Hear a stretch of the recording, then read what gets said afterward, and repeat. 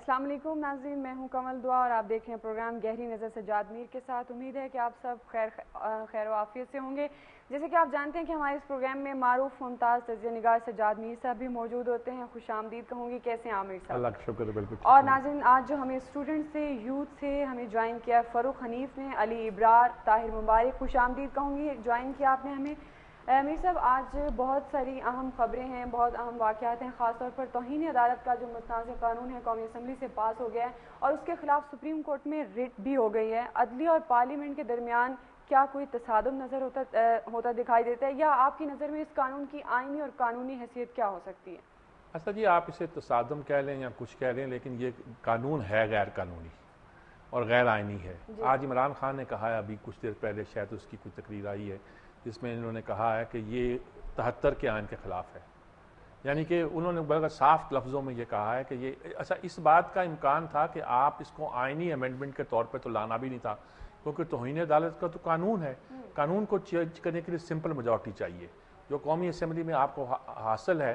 لیکن جب سینٹ میں آیا تو اعتزاز احسن نے بھی کہا کہ اس میں کچھ اچھی باتیں بھی ہیں، لیکن مجھے اس پہ اعتراض ہے اور مجھ سے مشورہ نہیں کیا گیا اور میری ان پٹ اس میں شامل نہیں ہے۔ انہوں نے بھی اعتراض کیا ہے۔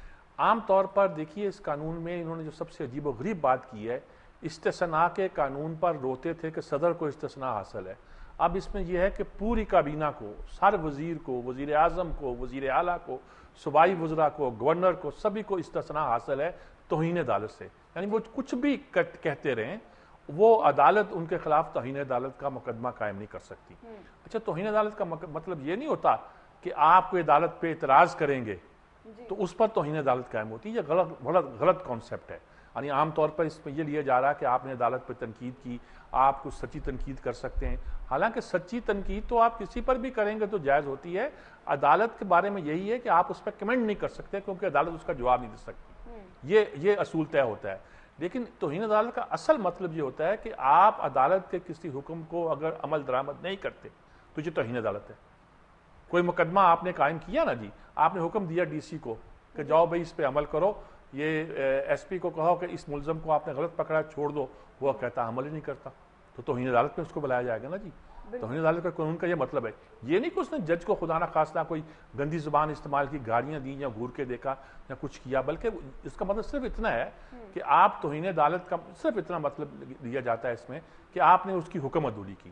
آپ کہتے ہیں وزیر اعظم حکم عدولی کرے، صدر وہ گورنر حکم عدولی کرے، کوئی وزیر حکم عدولی کرے، آرڈر دیں کہ وزارت کو یہ عمل کرنا ہے اور وزیر کہے میں عمل نہیں کرنے دوں گا، سیکرٹری چاہے کرنا چاہے وہ کہے جی مجھے تو میرے وزیر نے حکم دے دیا کہ نہیں کرنا، تو اس پہ آپ توہین عدالت نہیں لگا سکتے۔ یہ ایک ایسی ریڈیکولس بات ہے کہ دنیا کا کوئی قانون آئین ایسا نہیں ہے جس میں توہین عدالت کی یہ انٹرپریشن موجود ہے۔ میں نے بہت لوگوں سے پوچھا ہے کہ کوئی نظیر موجود ہے، پریسیڈنٹ موجود ہے، کہیں سے تلاش کر کے بتاؤ کہ ہم نے یہ اوریجنل گھڑا ہے یا کہیں دنیا میں اور بھی موجود ہے تو ہم اس میں اوریجنل ہیں، یہ پہیا ہم نے ایجاد کیا ہے نا، پہلے ہم ہیں، پہلے ہم ہیں، یعنی ایسی حرکت کوئی اور نہیں کر سکتا۔ تو سپریم کورٹ میں جاتے یہ سٹرائک ڈاؤن ہوگا، ریٹ ہوگی ہے نا جی۔ سپریم کورٹ ویسے بھی دیکھیے نا، جس نے عدالت نے جو اپنے اختیارات ہیں عمل درآمد کرانے کے اختیارات، قطع کلامی کی معافی، اور میرے سے بڑی اہم بات ہے، یقیناً ہمارے ناظرین بھی اس بات پر آپ کا جو تبصرہ ہے، پوائنٹ آف ویو جاننا چاہیں گے، اس پر بعد میں بات کریں گے۔ ناظرین، ایک نیوز بریک ہے، ہمارے ساتھ رہیے گا۔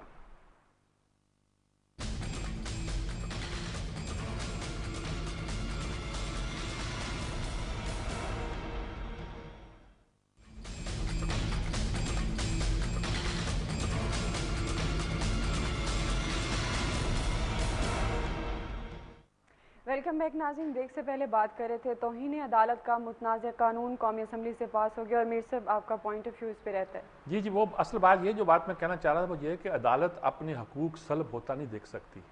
آپ عدالت کے حقوق اس سے چھیننا چاہتے ہیں، آپ کوئی ایسی امینڈمنٹ بھی کرنا چاہتے ہیں آئینی بھی اور قانونی بھی، تو جس چیزوں پہ آئین کے بنیادی سٹرکچر کے حوالے سے جن چیزوں کے بارے میں عدالت نے کہہ رکھا ہے کہ اس ڈھانچے کو آپ چھیڑ نہیں سکتے، اس میں ایک بات یہ ہے کہ اسلام کے مطابق ہو، وفاقی اور جمہوری ہو، پارلیمانی ہو، اور ایک بات یہ ہے کہ عدلیہ کا اس میں احترام جو ہے ملحوظ رکھا جائے۔ تو آپ کا کیا خیال ہے، عدالت اپنے اس طرح کے اختیارات کو فورگو کر دے گی، چھوڑ دے گی، جانے دے گی کہ آپ جو چاہے کریں، وزیر اعظم جو چاہے بیان دیں؟ اچھا، انہوں نے جتنا اس کی ورڈنگ ہے، جہاں تو پھر اس کا مطلب ہے کہ یہ وزراء کے علاوہ کچھ اور لوگ بھی سامنے ہیں، یہ کچھ جیسے لوگ الزام لگاتے ہیں کہ بحریہ ٹاؤن کے ملک ریاض کو بچانے کے لیے کیا جا رہا ہے کہ اگر یہ ثابت کیا جائے کورٹ کے اس نے سچی تنقید کی ہے، اور چونکہ اس نے سچی تنقید کی ہے اس لیے اس پر جو تنقید جائز ہے اس سے مقدمہ نہیں ہو سکتا، اور وہ سپریم کورٹ کے چیف جسٹس کسی اور کے سپرد کر دیں گے۔ سب عدالت کی اپنی نارمز ہے تھرو آف دی ورلڈ۔ ہمارا اینگلو سیکسن لا ہے، اس لا کو اگر آپ نے امینڈ کرنا ہے تو اسلام کے پرنسپل کے مطابق امینڈ کر سکتے ہیں۔ اس کو آپ کو یہ نہیں ہے کہ آپ علل تڑپ جس طرح چاہے، جس طرح آپ کا دیکھیے آپ پارلیمنٹ کا مذاق اڑوا رہے ہیں۔ یہ پارلیمنٹ ورسز وہ نہیں ہے، یہ تو پارٹی لائلٹیز ہیں، آپ کے ایک ایکٹ میں شامل ہے۔ اب 13-14 جو امینڈمنٹ ہوئی، 13ویں امینڈمنٹ اس میں شامل ہے کہ آپ پارٹی چینج نہیں کر سکتے، آپ مجبور ہیں کہ پارٹی کے مطابق ووٹ دیں۔ یہ تو آپ نے پارٹی کی آمریت قائم کر دی نا، پارلیمنٹ آمریت تھوڑی ہے۔ میں اسے پارلیمانی کو کہہ رہا تھا اس لیے کہ آپ عوام کی رائے کے خلاف جاتے ہیں، پارٹی لیڈر کے مطابق ووٹ دیتے ہیں، اور جب آپ ایسا کرتے ہیں تو پھر جو فیصلہ بھی سامنے آتا ہے اس فیصلے کو آپ کا کیا خیال ہے کہ وہ پارلیمنٹ کی سپریمیسی ہے، وہ ایگزیکٹو کی سپریمیسی ہے، اور اس کو آپ ایک کلیش کرنا چاہتے ہیں عدلیہ کے ساتھ۔ پریزنٹ سچویشن میں یہ بہت ڈینجرس سٹیپ ہے۔ یعنی جتنے بھی اب عدلیہ کے حکم ہوں گے تمام کابینہ کو استثنا ہے کہ وہ مانے یا نہ مانے۔ آج مانے نہ مانے یہ کر دیا آپ نے۔ آج ہی آیا جی کیئر ٹیکر لوگوں کے نام اخبار نے چھاپے، بڑے اخبار نے چھاپے، چھوٹے موٹے نہیں، جس میں ہم اسد عمر کا نام لیتے تھے، شوکت ترین کا نام آیا ہے، حفیظ شیخ کا نام آیا، ظفر اللہ جمالی کا نام آیا، AQ خان کا نام آیا، اتنے نام لوگوں کے آنے شروع ہو گئے ہیں، اور یہ لوگ بات کر رہے ہیں کہ یہ سسٹم چل نہیں پا رہا۔ تو خدا کے واسطے ان سے درخواست ہے کہ اپنی جو سمپل میجورٹی ان کو پاس ہے اس کے زور پہ بلڈوز نہیں کریں۔ یہ بلڈوز کریں گے، اور اگر یہ عوامی منگوں کے خلاف ہوگا اور قومی تقاضوں سے متصادم ہوگا تو آپ جمہوریت کو ناکام کرنے کی سازش میں برابر کے استعداد بن جائیں گے۔ اچھا میر صاحب، ایک اور بل دوہری شہریت کے حوالے سے بھی سینٹ میں پیش ہوا، اس پر حکمران اتحاد کے درمیان اختلاف بھی جو ہے وہ نظر آ رہا ہے۔ آپ کیا سمجھتے ہیں کہ اس بل کے حوالے سے قانون سازی ممکن ہے؟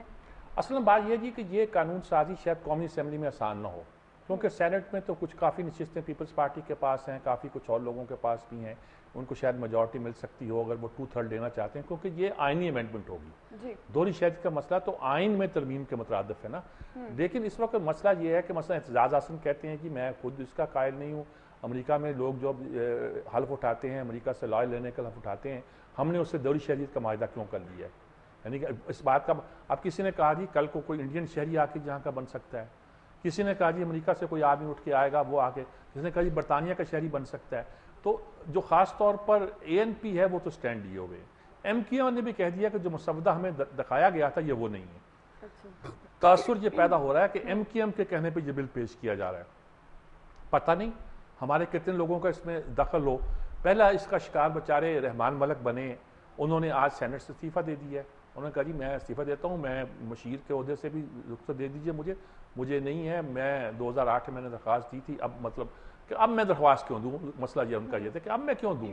اب تو بھئی اگر یہ 5 سال پورے ہو رہے ہیں، اگر مجھے جانا ہوگا تو لندن میں جا کے رہنا ہوگا، میں وہاں کی شہریت کیوں گواؤں؟ یہ لوگ کہتے ہیں کہ جی جب ایک آدمی کے انٹرسٹ ڈیوائیڈڈ ہو جائیں گے وہ لا میکنگ کیا کرے گا، وہ کسی اور کے انٹرسٹ کو سرو کرے گا۔ تو اس وقت صورتحال یہ ہے کہ سینٹ میں اگر یہ پاس بھی کروائیں گے تو اس کو وہ کنسنسس حاصل نہیں، وہ احترام حاصل نہیں جو کسی قانون کو ہونا چاہیے، اور ہو سکتا ہے یہ بھی سٹرائک ڈاؤن کر دیا جائے اور سپریم کورٹ پہلی بار اپنی اس جوڈیشل ریویو کے اختیار کو استعمال کرے۔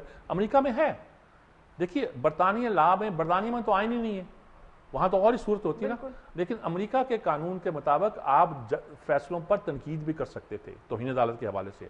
امریکہ کے تحت آپ جو کانگریس فیصلے کرتی ہے اس کو سپریم کورٹ ان کا سٹرائک ڈاؤن بھی کر سکتا ہے۔ یہی وجہ ہے کہ ابھی انہوں نے جو ایک فیصلہ آیا ہے، اوباما نے جو ہیلتھ کیئر کا بل پاس کیا تھا اس پہ اعتراضات تھے، وہ سپریم کورٹ میں کیا، لیکن سپریم کورٹ نے اسے انڈورس کر دیا، اور کیا تو پورے امریکہ میں ایک خاص طرح کی کیفیت پائی جاتی ہے۔